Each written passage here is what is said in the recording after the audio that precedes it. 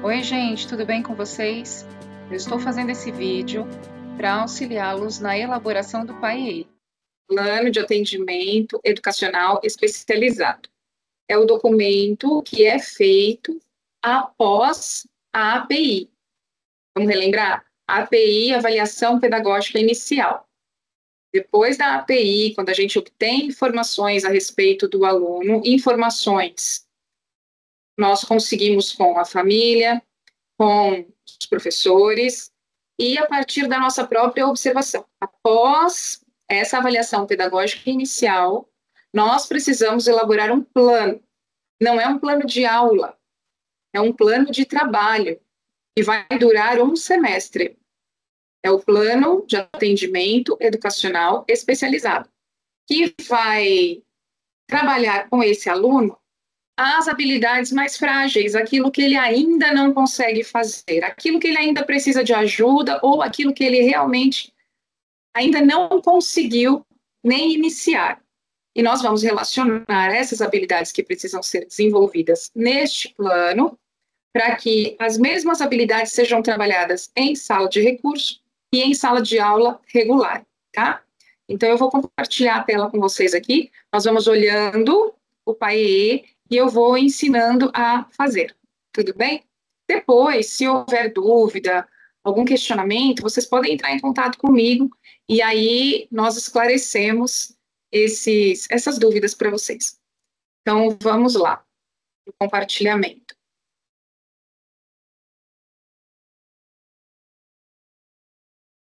E nós temos a nossa tela, é o início do PAEE. Então, aqui, a primeira tela é a identificação do aluno. Você vai identificar a escola com o timbre, né? É importante que tenha o timbre da escola. Vai identificar o aluno com todos os dados. E a partir daí é que nós vamos começar a pensar lá na API, nas dificuldades que vocês observaram, para relacioná-las aqui. Tudo bem?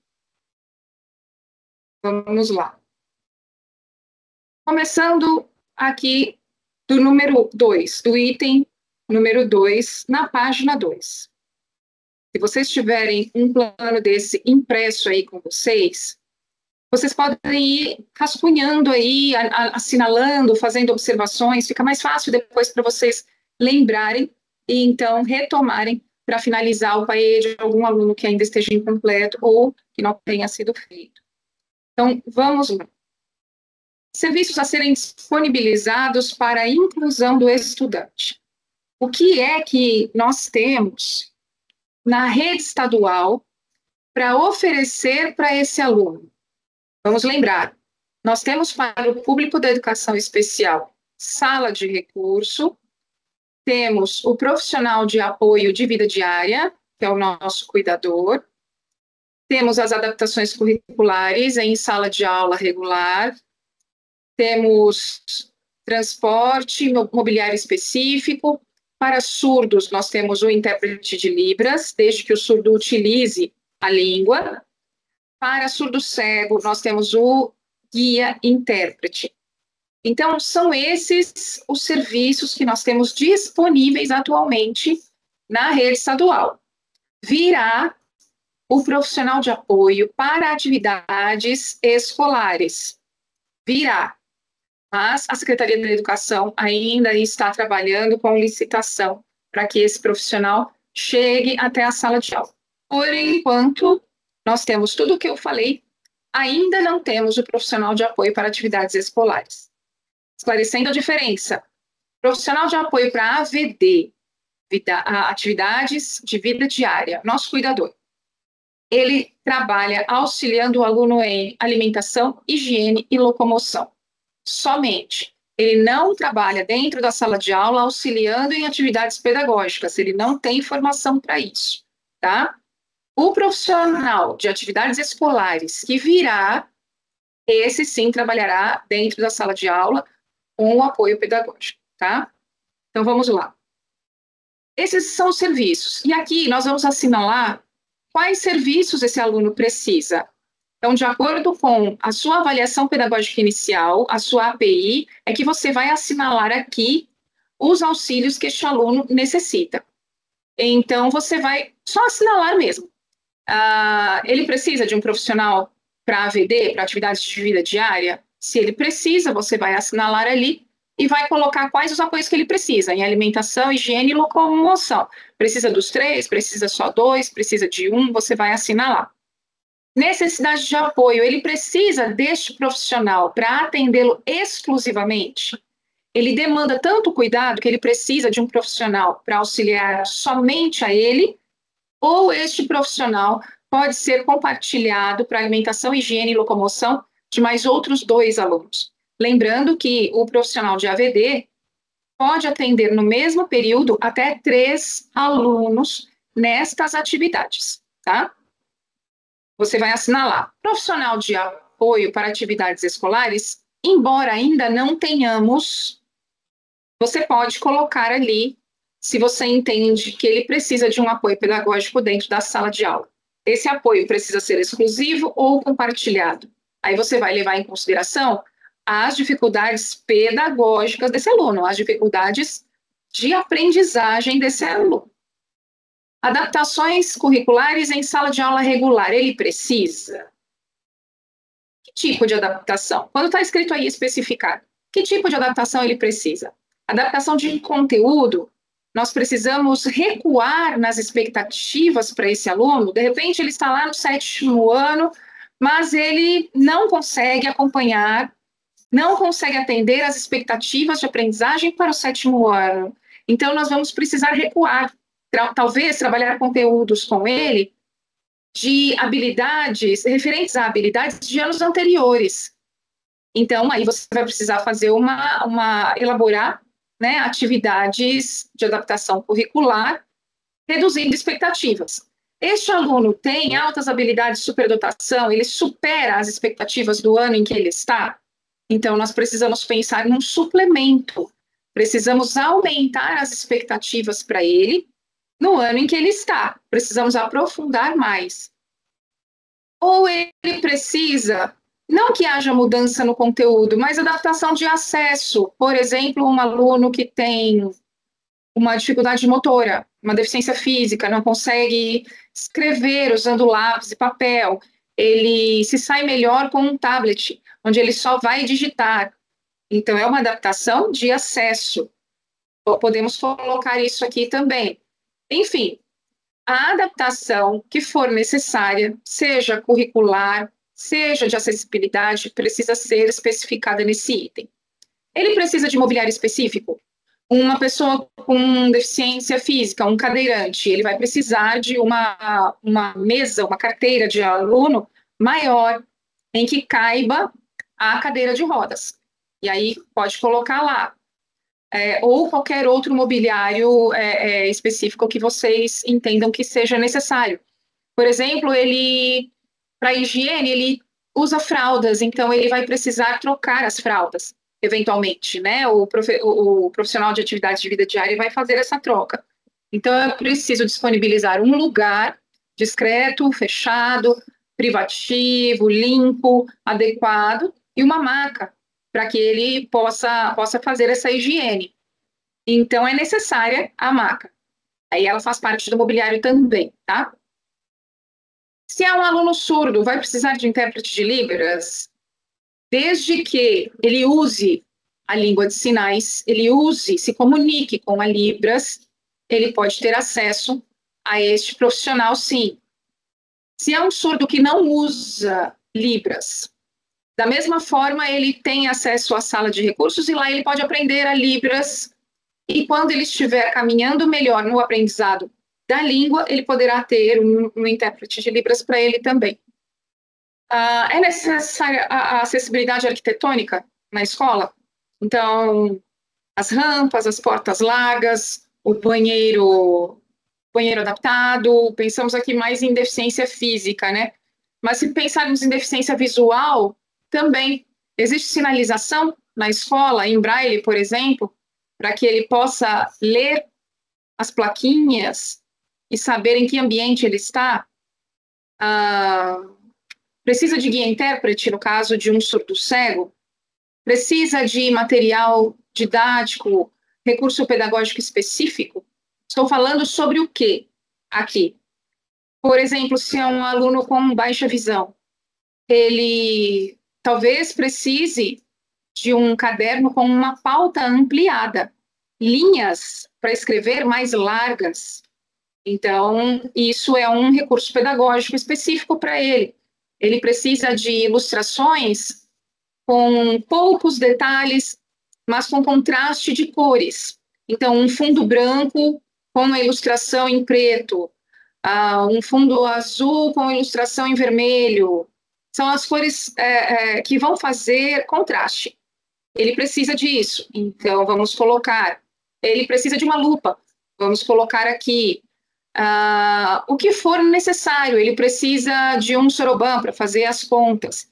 Vamos colocar aqui também. Então, todo o material, todo o recurso pedagógico específico, de acordo com a necessidade dele, deve ser colocado aqui. Ele vai ser encaminhado para a sala de recursos. Todo aluno deve ser encaminhado para a sala de recursos referente à sua condição. Então, o aluno que tem deficiência intelectual vai ser encaminhado para a sala de DI, o aluno que tem deficiência auditiva para a sala de DA, o que tem autismo para a sala de TEA, o que tem deficiência visual para a sala de DV. Não importa o grau de deficiência, ele tem direito, tendo pouca necessidade, média necessidade ou muita necessidade. Essa oferta precisa ser feita. Então, professores colaborativos precisam ficar atentos a isso para oferecer à família o ingresso desse aluno a uma sala de recursos. Ele precisa ter comprovação, um laudo que comprove a deficiência, ou uma avaliação neuropsicológica, quando se fala de deficiência intelectual e autismo, perdão, deficiência intelectual e altas habilidades e superdotação, e laudo médico para deficiências sensoriais, surdez, cegueira e também para o autismo. Claro, física também, física e múltipla. Essa oferta deve ser feita. A adesão é opcional. Se os pais quiserem, eles vão aderir. Se eles não quiserem, eles podem recusar. E para isso existe, vocês sabem, um termo de recusa. Eles precisam assinar, justificar por que estão recusando e assinar esse termo quando eles recusam a oferta da sala de recurso. Eventualmente mudaram de ideia. Podem solicitar a sala de recurso novamente? Sim, a qualquer tempo. Havendo vaga, ele pode entrar. Então, aqui, nós precisamos, aqui na sala de AE, colocar para qual sala ele será encaminhado, para qual sala será feita a oferta de atendimento para ele. E aí, precisamos colocar aqui a especificação da sala de recurso, em que escola ela está, a frequência será sempre para todos, isso é determinação da Resolução 21 de 2023, para todos, será 2 aulas por semana, 2 aulas consecutivas por semana, então 1h30 por semana, isso vai ser para todos. Agora, esse atendimento vai ser individual ou vai ser em dupla? A preferência é que seja em dupla, para que haja troca mesmo. Mas nós sabemos que existem alunos com grandes comprometimentos e que precisariam de um atendimento individualizado. Então, você pode assinalar aí, mas esse aluno precisa ter uma justificativa, tem que ter um relatório de justificativa, porque ele precisa ser atendido sozinho. Esse relatório precisa ser enviado para a diretoria de ensino, tá bom? Tecnologias assistivas. Quando nós falamos de tecnologias assistivas, imediatamente vem à cabeça dispositivos eletrônicos. Computador, tablet, celular. Mas tecnologia assistiva não se reduz ao dispositivo eletrônico. É tudo aquilo que assiste ao aluno, é tudo aquilo que coopera com o aluno. Então, por exemplo, eu tenho uma criança, um aluno com uma dificuldade motora, em que o lápis para ele é muito fininho e ele não consegue manusear. Talvez ele precise de um engrossador.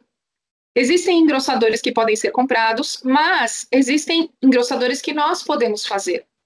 Por exemplo, com uma folha mais grossa, com uma folha de EVA, eu vou simular aqui como se fosse um EVA. É uma folha de sulfite, estou só simulando. Não sei se vocês conseguem ver aqui. Ó. Eu vou engrossar esse lápis com a placa de EVA até que fique bom. O filtro está atrapalhando aqui. Até que fique bom, até que ele fique numa espessura boa, para que o aluno consiga manusear, tá? Então, quando falamos de tecnologia assistiva, vai desde o uso de material reciclável até o uso de dispositivos eletrônicos. É tudo aquilo que possa colaborar com a aprendizagem desse aluno, aquilo que precisa ser adquirido ou confeccionado para colaborar com o desenvolvimento desse aluno. Alunos com deficiência visual, que precisam de materiais táteis. Eu posso, por exemplo, construir um mapa do Brasil, um exemplo, com diferentes texturas. Então, onde existe, eu quero somente diferenciar a região onde existe água da região onde existe terra. Então, eu tenho lá todo o litoral com água, eu posso colocar, por exemplo, colar uma lixa ali. Ali vai representar a água. E posso colocar um papel mais grosso, ou mesmo EVA, por cima dos territórios onde são os estados, né, de onde existe terra. E aí, colocando a mão em texturas diferentes, ele vai sentir onde fica a água e onde fica a terra. Isso é tecnologia assistiva, é fazer um material em alto relevo, com texturas diferentes, enfim, tecnologia assistiva, tudo aquilo que pode ser adquirido ou confeccionado, que vai auxiliar este aluno no aprendizado dele. Existem suportes, por exemplo, para que se apoie livro. Parece uma estante musical, sabe? Aquela estante onde os músicos colocam as partituras para ler a música e tocar. Existem suportes assim. Alguns nós temos aí nas nossas escolas, chamado plano inclinado. É uma mesinha pequena, uma prancheta pequena, e ela vai fazendo inclinações até uma altura, uma inclinação que fique boa para o aluno. Aquele aluno que tem dificuldade de leitura, de virar as páginas, porque tem uma dificuldade motora, ele pode ler, apoiar o livro e ler ali e usar uma ponteira na testa ou mesmo na boca para virar as páginas. Então, são tecnologias assistivas. E tem também o recurso do professor colaborativo. Eu não mencionei no início, né? Mas o professor colaborativo também é um serviço oferecido pela rede estadual. Ele terá o apoio desse professor em que turno? Todas as nossas escolas têm. Então, em que turno ele poderá contar com esse apoio? Tá? Essa é a primeira folha a ser preenchida, é a número 2. Claro que, se vocês estão aqui preenchendo sobre um aluno que tem deficiência física, por exemplo, não haverá necessidade de preencher o espaço de intérprete de Libras, não haverá necessidade de preencher o espaço de guia-intérprete. Então, você pode eliminar esses espaços. Pode eliminar espaços que você não vai utilizar. Aqui, nós colocamos todos para tentar contemplar todas as deficiências. Mas o seu aluno, você vai apontar as necessidades que ele tem, específicas de acordo com a condição dele. Então, se eu não estou falando de um surdo, eu posso eliminar esse item. Se eu não estou falando de um surdo cego, eu posso eliminar esse item, tá bom? Assim, o plano fica mais curto, o trabalho fica mais limpo. Podem eliminar linhas que estejam sobrando também, ou podem acrescentar linhas, se houver necessidade.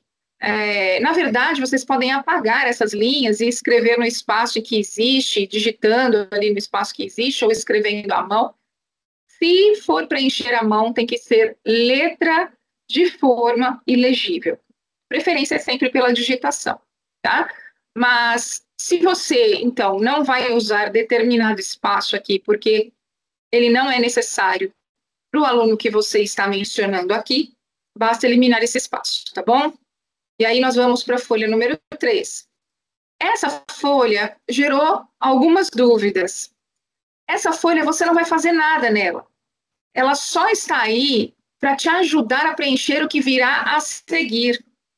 Então, vamos dividir assim, que as pessoas têm que desenvolver, nós todos temos que desenvolver habilidades cognitivas, habilidades motoras e habilidades socioemocionais. Dividimos as nossas habilidades em 3 grandes campos. Dentro destes campos, existem as habilidades específicas. Então, dentro das habilidades cognitivas, eu tenho o desenvolvimento do processamento sensorial. O que eu quero dizer com processamento sensorial? Os meus sentidos. Então, a minha audição, a minha visão, a minha olfação, o meu tato, o meu paladar. Aqui, quando se fala em sistema proprioceptivo e sistema vestibular, na verdade, nós não temos só 5 sentidos, nós temos mais. O proprioceptivo diz respeito à consciência que eu tenho do lugar que eu ocupo no espaço. É é a consciência do meu esquema corporal. Quanto espaço eu ocupo? Então, eu estou num espaço pequeno. E eu não tenho muito essa consciência do meu espaço, do quanto eu devo limitar a minha movimentação àquele espaço em que eu me encontro. Então, se eu estou num espaço pequeno e eu falo gesticulando, eu não posso fazer gestos grandes, porque quem está em volta de mim, eu vou acabar trombando, vou acabar batendo sem querer em quem está ao meu redor. Eu preciso conter os meus gestos e trabalhar no espaço que eu tenho. Quando você vai estacionar um carro, fazer baliza, é uma dificuldade. Você precisa ter noção se o seu carro cabe naquele espaço e quais movimentos você vai precisar fazer para que aquele carro entre direitinho naquele espaço. Então, esse é o sistema proprioceptivo. Aquelas pessoas que são mais estabanadas, né, são mais descoordenadas, elas têm dificuldades neste sentido. O sistema vestibular diz respeito ao equilíbrio. Então, o quanto eu consigo me equilibrar, de que forma eu consigo me equilibrar. Isso faz parte do nosso processamento sensorial também. A atenção, e aí nós temos 4 tipos de atenção: sustentada, seletiva, dividida e alternada. Atenção sustentada é aquela que eu consigo me fixar num foco, manter o meu foco num único ponto, sustento a minha atenção ali. Atenção seletiva, eu estou sustentando a atenção num determinado foco. De repente, vem alguém aqui, abre a porta, entra. Eu tenho um outro estímulo. Eu estou aqui, mas eu tive um outro estímulo. Então, eu vou olhar para lá e vou voltar para cá. Um exemplo melhor. Eu estou falando com você, você está me ouvindo?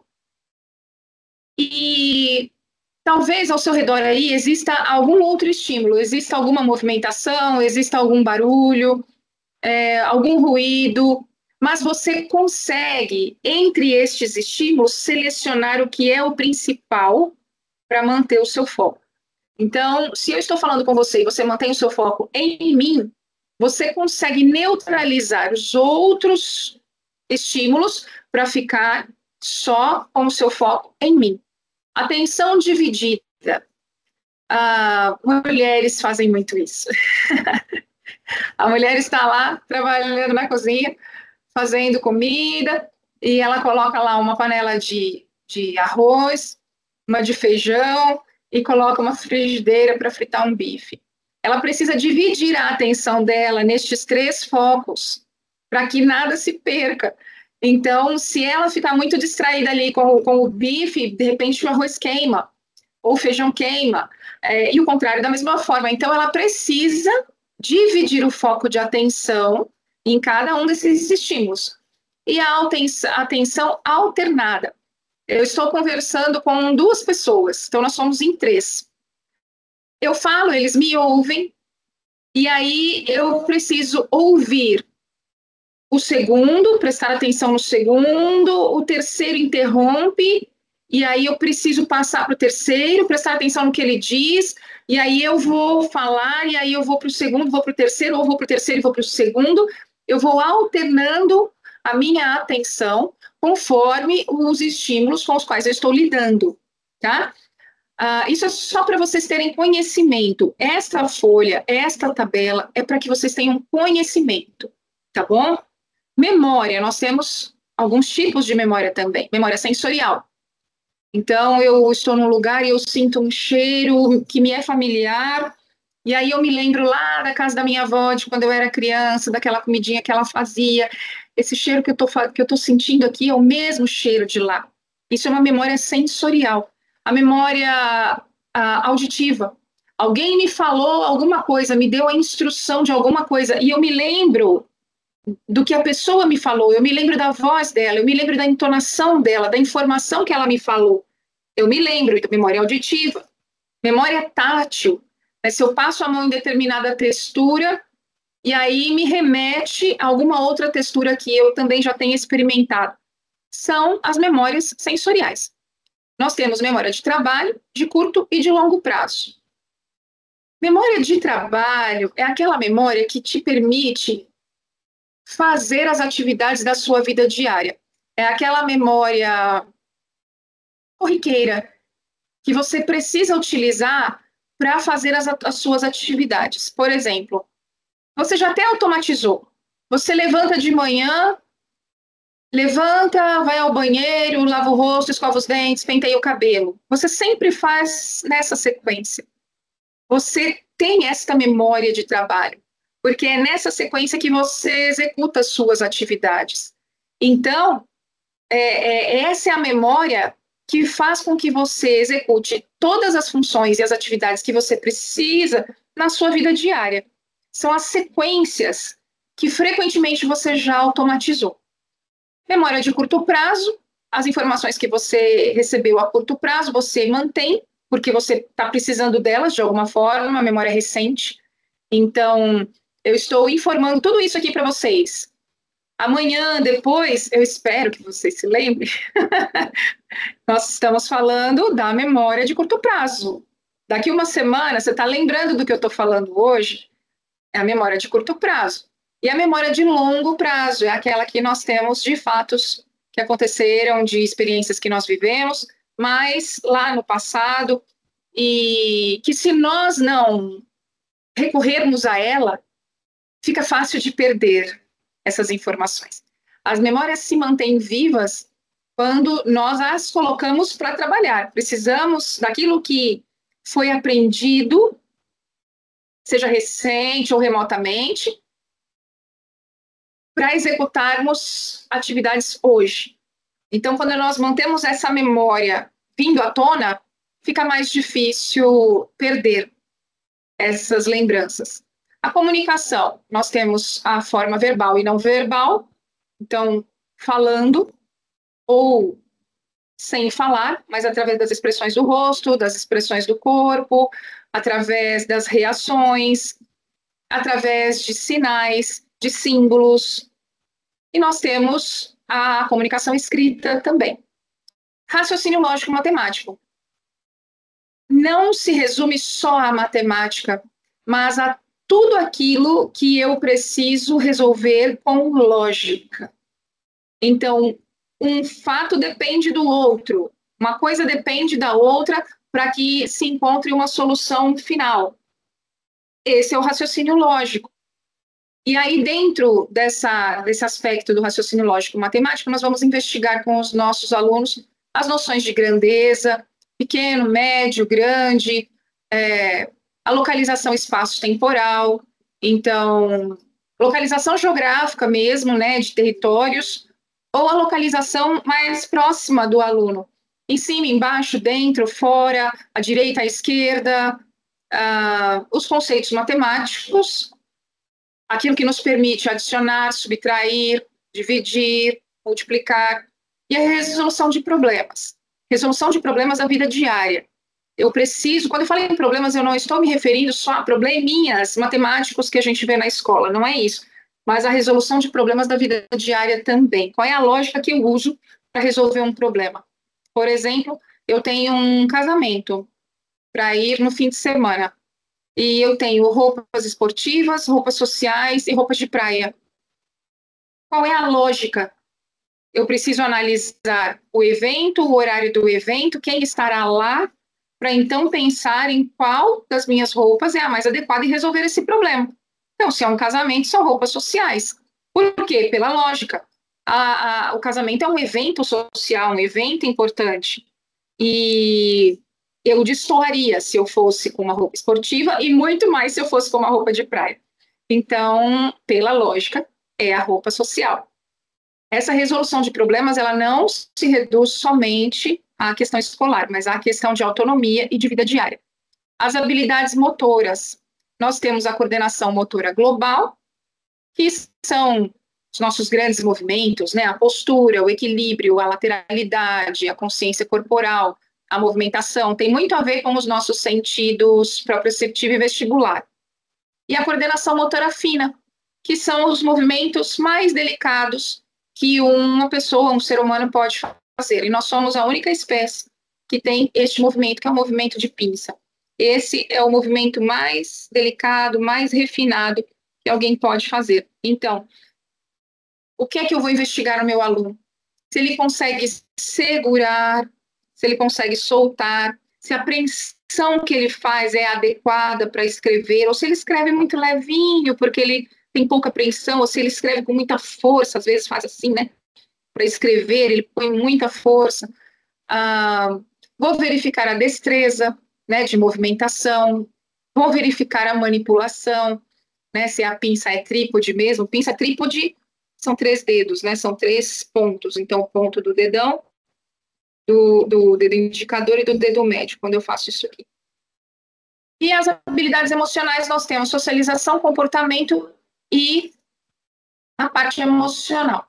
Na socialização, preciso verificar como é a relação do aluno com a família, com os amigos, com os colegas da escola, com pessoas estranhas, com pessoas que representam a autoridade, como ele compreende e aceita, se aceita as regras de convívio, os contratos sociais que nós fazemos, a participação e a integração dele com o grupo social, como é que isso funciona, se ele exerce liderança, se ele é mais passivo, se ele tem dificuldades de aceitar a liderança dos outros. Então, isso cai no campo da socialização. Comportamento, o temperamento, a adaptação social e as disrupções. As disrupções são aqueles comportamentos intempestivos. Às vezes, nós chamamos de crise. Aquele comportamento que é repentino. Então, o aluno está fazendo alguma coisa, de repente alguém fala alguma coisa para ele ou faz alguma coisa com ele que ele não tolera em absoluto e ele explode. Então, isso acontece com esse aluno? Qual é o tipo de temperamento? Qual é o tipo de comportamento? Como ele lida com os outros? Como ele lida consigo? Com os próprios sentimentos, com os próprios pensamentos? Ele consegue falar? Ele consegue externar? Como ele demonstra? Como ele faz isso? Se ele exerce liderança, ele aceita só a liderança dele, ou aceita dos outros, ou rejeita dos outros, ou ele não exerce liderança nenhuma, ele não exerce papel ativo em nada, ele apenas obedece a quem conduz, sem questionamento. Ele é mais passivo, ele é mais tranquilo, é mais calmo, é mais disperso. Enfim, tudo relacionado a comportamento. E a questão emocional. Se ele forma vínculos afetivos, se ele consegue controlar, se ele tem controle inibitório, se ele consegue controlar os próprios instintos, então alguém falou alguma coisa para ele que ele se ofendeu, a vontade dele é voar em cima daquele colega, mas ele consegue respirar e se controlar e não fazer isso. Controle inibitório também com relação à alimentação, come compulsivamente, também com relação à sexualidade, tem comportamentos sexualizados e isso frequentemente, ele não consegue controlar, como é o humor? O humor aqui não significa se ele é engraçado, se ele dá risada, ou se ele é triste, ou se ele é apático, não é isso. Significa a variação entre uma reação e outra. O humor dele, o estado de humor dele é estável. Ele é uma pessoa tranquila na maior parte do tempo. Ele é uma pessoa afável, sociável na maior parte do tempo. Existe um equilíbrio na manutenção desse humor. Ou ele é uma pessoa que muda repentinamente. E aí nós falamos de transtorno de borderline, por exemplo, em que a pessoa está muito apática, quieta, triste, agora e daí a pouco alguma coisa muda e ela fica expansiva, efusiva, alegre e completamente diferente. O transtorno bipolar, nós falamos transtorno bipolar de humor. Ele tem a mesma conotação. No entanto, as mudanças no transtorno bipolar não acontecem de uma hora para outra, acontecem num espaço maior de tempo. Então, o indivíduo, durante um tempo longo, tem depressão, inatividade, e durante um tempo longo ele tem euforia. Ele vai transitar entre essas duas manifestações, mas ele fica durante um tempo maior dentro de cada uma. O borderline não. Borderline muda repentinamente. O limiar de frustração, o quanto ele aguenta ser contrariado ou não aguenta, né? O quanto ele aguenta ouvir não ou não aguenta. E como ele lida ou não que ele ouve. Como ele lida com as próprias emoções e com as emoções dos outros. Então, tudo isso que eu falei são informações. Aqui vocês não precisam preencher e cuidar de nada, tá? Podem... aqui é só para auxiliar vocês no preenchimento do que virá a seguir. Então, vou dar um exemplo aqui. Aqui nós temos os objetivos gerais. Os objetivos gerais estão na primeira coluna e nós falamos de habilidades cognitivas. E tudo que significa habilidade cognitiva. Habilidade motora e habilidade socioemocional, tudo que significa essas habilidades. São as habilidades gerais.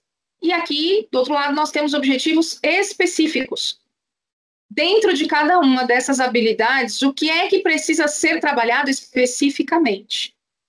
Isso vai ajudar vocês aqui na tabela de baixo. Então, objetivos gerais. O que esse aluno precisa, em termos de objetivo geral? O que ele precisa desenvolver?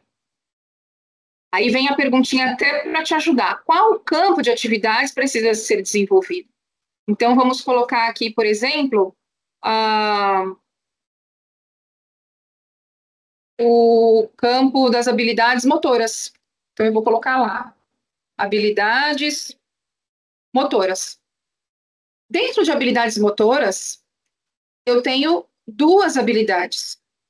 E eu preciso especificar qual dessas habilidades e como eu vou trabalhar. Então, continua aqui no objetivo geral. Eu preciso trabalhar com ele a coordenação motora fina.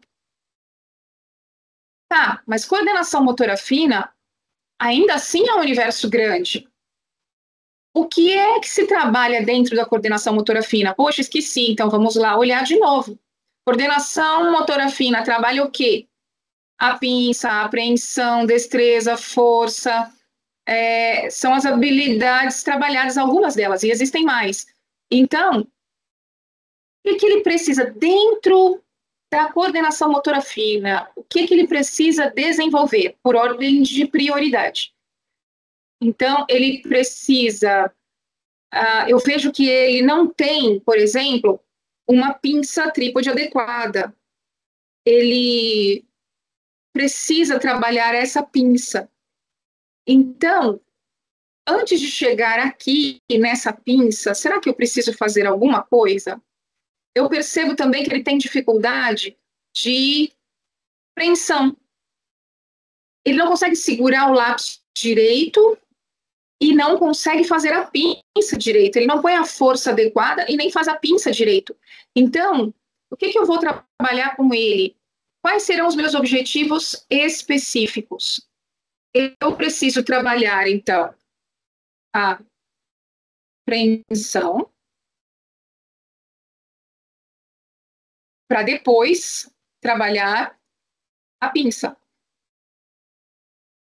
Como eu vou trabalhar a apreensão? Aí eu entro em estratégias e materiais. Como eu vou trabalhar a apreensão? Apreensão, eu posso disponibilizar prendedores de roupa para que ele fique apertando. Então, eu posso ter uma cartela. Deixa eu ver se eu acho alguma coisa aqui.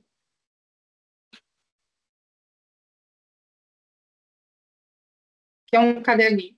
Eu posso ter uma cartela em que eu peça para o aluno colocar os prendedores. Coloque todos os prendedores ao redor da cartela. Agora tire todos os prendedores que estão ao redor dessa cartela. São atividades de preensão. E posso fazer outros exercícios também. A gente brinca muito com prendedores, dependendo da idade, claro, do aluno, fazendo uma ilustração com um EVA, um corpinho de um sapinho, e aí apertando esse prendedor para que ele pule como um sapinho. Existem várias atividades para isso. Então, eu vou especificar o que eu vou fazer aqui. Então, eu vou usar com prendedores de roupa, solicitar que o aluno prenda e solte cada prendedor ao redor de uma cartela. Você pode também pintar esses prendedores e aí já vai trabalhar a memória visual também, a discriminação visual. Olha, tira só os vermelhos, coloca aqui num grupo. Tira só os azuis e coloca aqui no outro grupo. Aí você já está fazendo também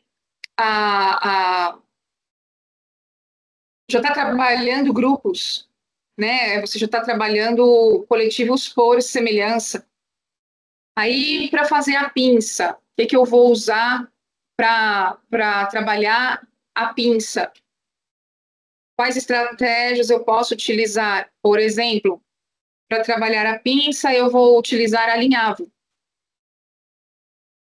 Eu vou, até para adolescente, eu vou fazer um papelão, um pé de tênis, né, um pé de um tênis, ou até o próprio tênis que ele calça, e pedir para que ele passe o cadarço naquele tênis. Eu estou trabalhando o movimento de costura, o movimento de alinhavo, que é um movimento de coordenação fina.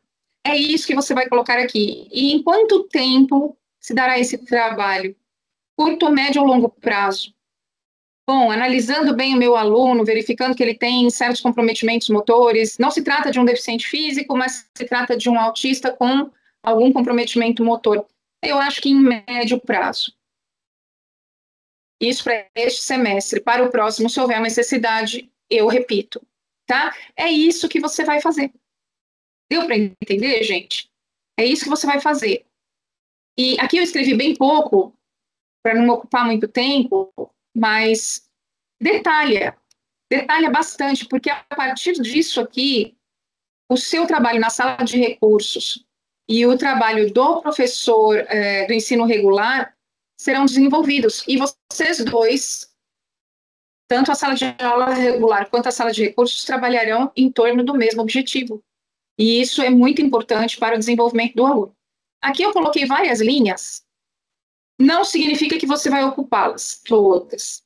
Se não for ocupar, tem linhas em branco, elimina. Se precisar de mais, acrescenta. O que é importante? Colocar aqui nos objetivos gerais e específicos aquilo que o aluno ainda não desenvolveu. aquilo que ele precisa de ajuda para fazer ou aquilo que ele nem com ajuda consegue fazer. Aquilo que ele faz, as potencialidades dele não serão contempladas, porque ele já desenvolve. O que será contemplado? As dificuldades, aquilo que deve ser trabalhado. Então, aqui eu vou mencionar o que deve ser trabalhado e como deve ser trabalhado, e o tempo em que eu pretendo trabalhar com isso. Tá bom? Agora, pensando em tudo isso, quais recursos eu vou disponibilizar para esse estudante? Vocês vão ver que alguns itens aqui são bem repetitivos, tá? Mas não tem problema. Quais recursos eu vou trabalhar com esse estudante? Eu vou colocar aqui materiais que favoreçam a acessibilidade dele. Com base no currículo paulista. Tá, tudo aquilo que a gente for oferecer para esse aluno, que a gente entende que vai auxiliar na acessibilidade, tem base no currículo paulista. Então, você vai listar os materiais que ele vai precisar, por exemplo, prendedores de roupa, cartões coloridos,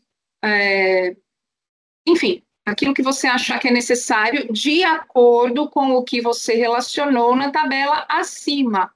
Precisa haver coerência, tá? Você não pode colocar coisas nessa tabela e depois colocar outras coisas que não se relacionam com os objetivos a serem alcançados aqui embaixo.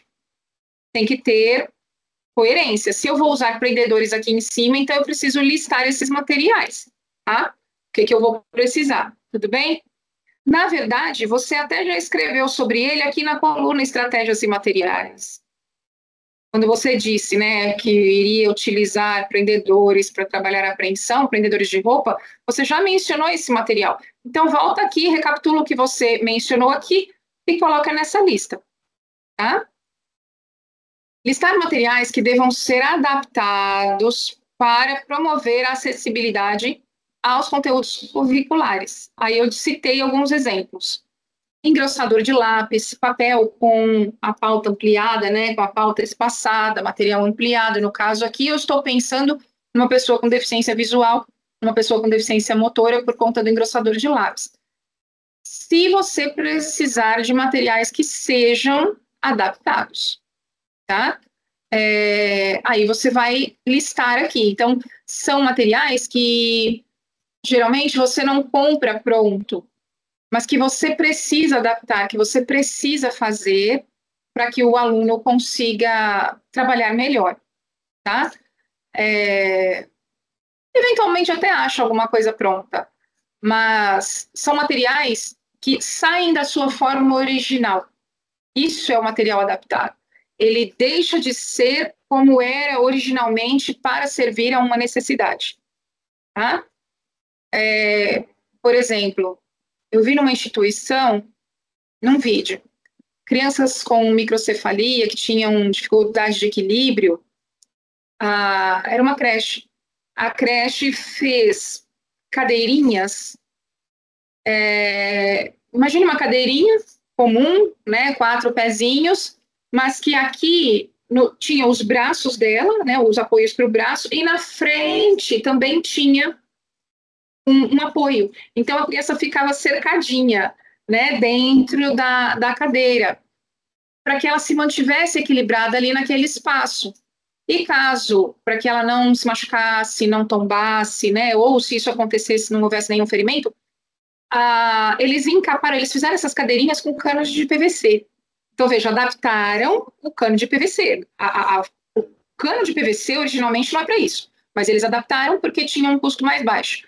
E encaparam esses canos de PVC com aquele espaguete de piscina, que é bem molinho, aquela boia, que é bem molinha, e aquilo, então, ficava de uma forma confortável para a criança se apoiar.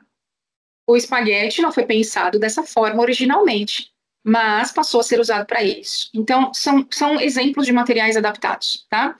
E aí você vai listar. Aquilo que não houver necessidade, você pode preencher aqui como não há necessidade, né? E aí diminuir esse espaço, diminuir essas linhas, tá? Não deixem espaços em branco, vazios. Preencham os espaços necessários. Aquilo que não for necessário, apaga, diminui o quadro, para a gente ficar com uma folha esteticamente limpa.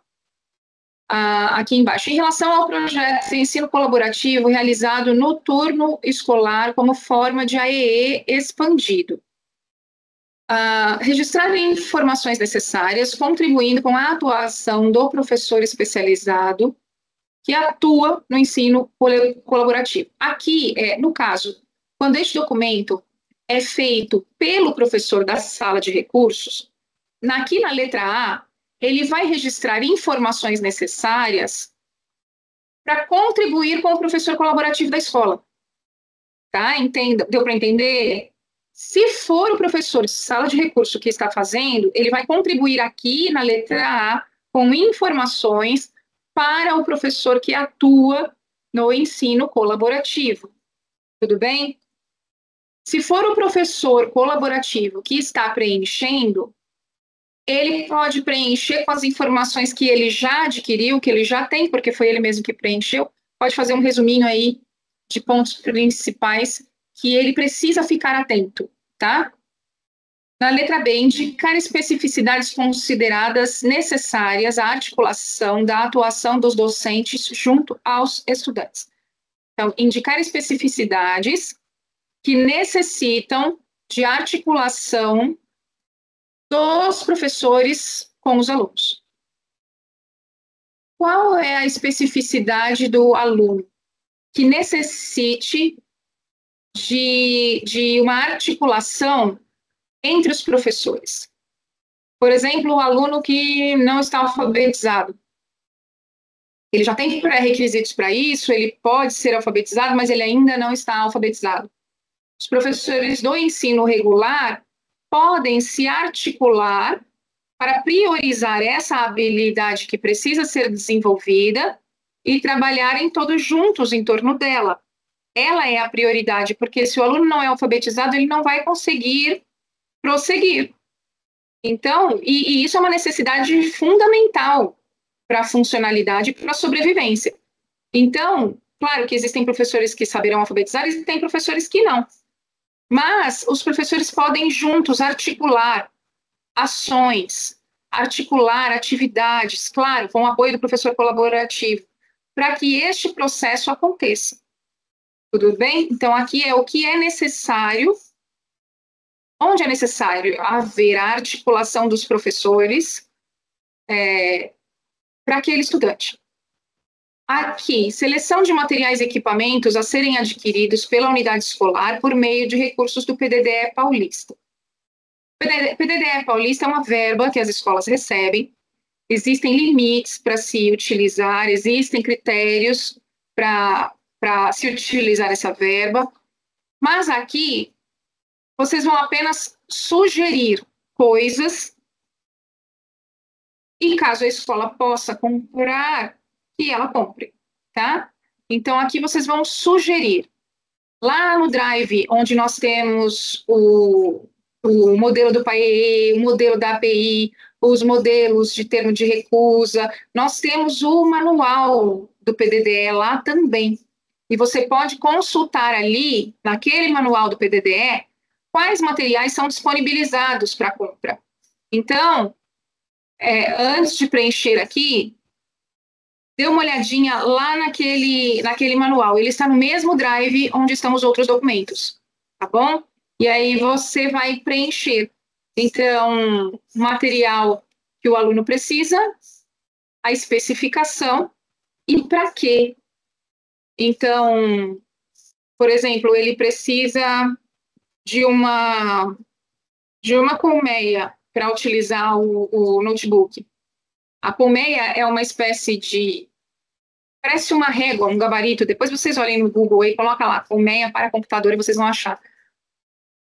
Parece uma... Sabe quando você compra um computador novo, que ele vem com aquela proteção plástica em cima do teclado? Imagine aquela proteção plástica, claro, em acrílico e com furinhos em cima de cada tecla.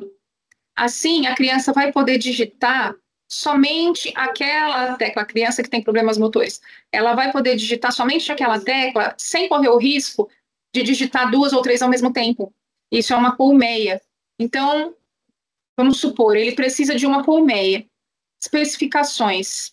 De que tamanho, de que modelo? Bom, para isso eu vou precisar consultar primeiro a terapeuta ocupacional dele, ou o fisioterapeuta dele, quem faz a reabilitação, para ele me sugerir a colmeia. E claro que a colmeia precisa também caber no computador que eu vou disponibilizar para ele.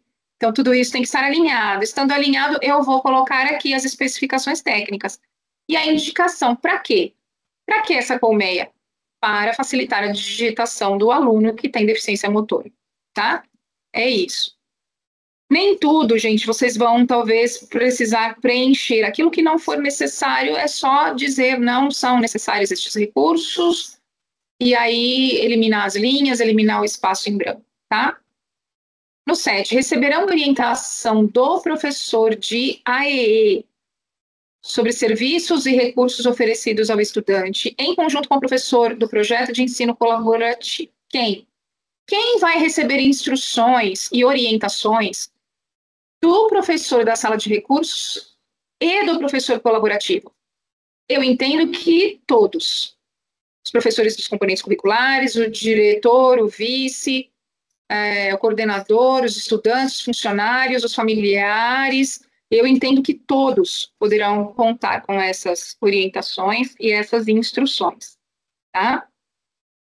Registro de planejamento e estratégias que serão adotadas junto aos familiares. Então, até então, nós elaboramos estratégias e materiais para a escola utilizar, para os professores utilizarem. Aqui nós precisamos pensar lá nos nossos objetivos. Vamos voltar. Quais são os objetivos a serem trabalhados? Agora, o que a família pode auxiliar em casa em torno dos mesmos objetivos? Lembra que, no nosso exemplo, nosso aluno fictício aqui tinha dificuldade de pinça? Lembra? O que a família pode auxiliar com relação a isso? A família, vamos colocar aqui o mesmo objetivo, tá? Mesmo objetivo. Mas qual estratégia? Ajudar a catar feijão, por exemplo. Limpar o feijão. Ajudar a separar os grãos. Você está utilizando coordenação motora fina. Esse é um exemplo. Então, o que é que dentro de casa possibilita que o mesmo objetivo fixado para a escola seja trabalhado também em casa? Nada que exija conhecimento técnico, conhecimento docente, coisas que existam em casa, recursos que existam em casa, e que a família não precise de conhecimento técnico, pedagógico, para aplicar ao filho. Então, a mãe pode falar, vem cá, filho, me ajuda aqui a limpar esse feijão, me ajuda aqui a catar esse feijão. Sei lá, peças do brinquedo do irmãozinho que caíram no chão, pecinhas pequenas que caíram, pega para mim, por favor, e coloca dentro do pote. E aí a gente está trabalhando a coordenação motora fina também. Lembra da apreensão? Estende a roupa no varal para mim, né? Estamos trabalhando com os prendedores à apreensão. Então, são atividades que reforçam o desenvolvimento daquilo que nós já estamos fazendo em sala de aula e na sala de recurso. Então, nós temos aqui 3 frentes trabalhando em volta do mesmo objetivo: a sala regular, a sala de recurso e a casa. Terminamos aqui. Quem fez o PAE vai assinar, colocar a data, os demais assinarão também. E este PAE deve estar pronto para ser executado, tá? Então, o PAE, ele colabora demais com o trabalho do professor, porque ele é um norteador. Então, ele não pode ser feito apenas com mais um documento. Não é mais um documento, esse é o documento que vai pautar o trabalho pedagógico total desse aluno. Precisa ser feito com seriedade, precisa ser feito com coerência, para que seja de fato execuível, para que ele seja útil realmente e para que ele traga bons frutos depois. Nós temos aqui um bom documento que pode auxiliar família, professor de sala de recurso, professores regulares a conduzir esse aluno, e ele pode desenvolver mais das suas potencialidades a partir desse norteador. Então, isso é super importante. Prestem muita atenção no que é escrito. Atenção à construção das frases, à língua portuguesa, à pontuação. Lembrem-se que isso é um documento e a sua assinatura vai nele. Então, faça da melhor forma possível, tá bom? Último recadinho, este mês de agosto, os PAEs devem estar em execução. Quem não fez algum PAE, faça, porque nós não temos mais tempo. Faça correndo. Nós não temos mais tempo. Esse PAE deve estar em execução agora em agosto. Tá bom, gente? É isso. Obrigada pela atenção de vocês. Eu espero que eu tenha esclarecido algumas dúvidas. Qualquer coisa, vocês têm meu contato, podem entrar em contato comigo à vontade, tá? Um beijo para vocês. Obrigada. Tchau, tchau.